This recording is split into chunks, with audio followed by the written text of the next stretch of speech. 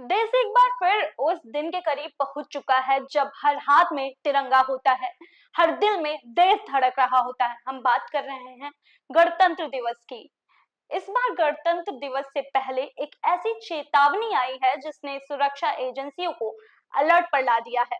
खुफिया एजेंसियों का कहना है कि खालिस्तानी आतंकी संगठन और बांग्लादेश से जुड़े कट्टरपंथी आतंकी गुट देश के किसी भी बड़ी साजिश को अंजाम देने के लिए तैयार बैठे हैं। इनका निशाना सिर्फ दिल्ली नहीं बल्कि देश के कई बड़े और संवेदनशील शहर हो सकते हैं।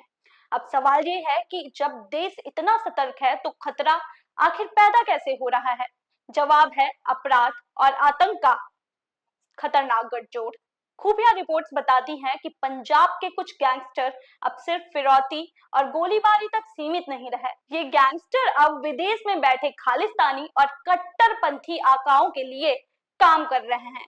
यानी जो अपराधी कल तक लोकल झगड़ों में उलझे हुए थे, आज वो देश की सुरक्षा के लिए खतरा बने नजर आ रहे हैं।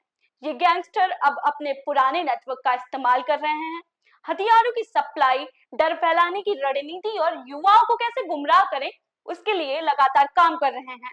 इनका मकसद तो बेहद साफ नजर आ रहा है, देश में अशांति फैलाना और डर का माहौल बनाए रखना।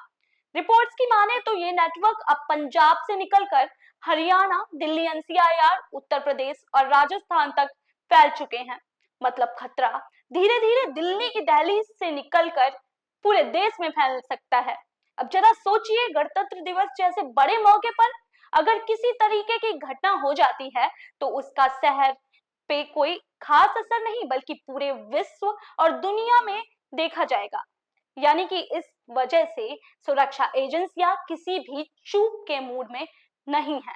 गणतंत्र दिवस से पहले ही दिल्ली पुलिस और अन्य एजेंसियों ने जमीन पर तैयारी शुरू कर दी है। उत्तरी दिल्ली के कई इलाकों में मॉक ड्रिल भी शुरू हो गई है। ये मॉक ड्रिल सिर्फ अभ्यास नहीं था, ये एक संदेश था कि हम तैयार बैठे हैं।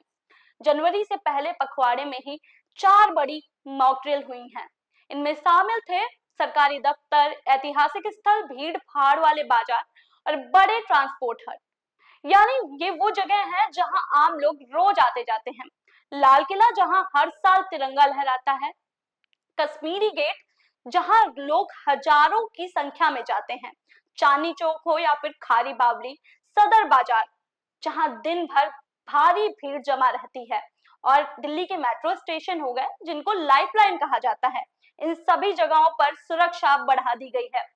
पुलिस का कहना है कि हर संदिग्ध गतिविधि पर नजर रखी जा रही है, हर इनपुट को गंभीरता से लिया जा रहा है। डॉग स्क्वाड हो गया, बम डिस्पोजल टीम हो गई या फिर आपका क्विक रिस्पांस टीम, सभी अलर्ट मोड पर हैं। लेकिन सवाल सिर्फ सुरक्षा एजेंसियों का नहीं है, इस लड़ाई में आम नागरिक की भूमिका भी सबसे अहम रहने वाली है। अगर आप किसी संदिग्ध व्यक्ति को देखें, कोई लावारिस सामान दिखे या फिर कोई अजीब गतिविधि आपके आसपास नजर आए तो चुप ना बैठें।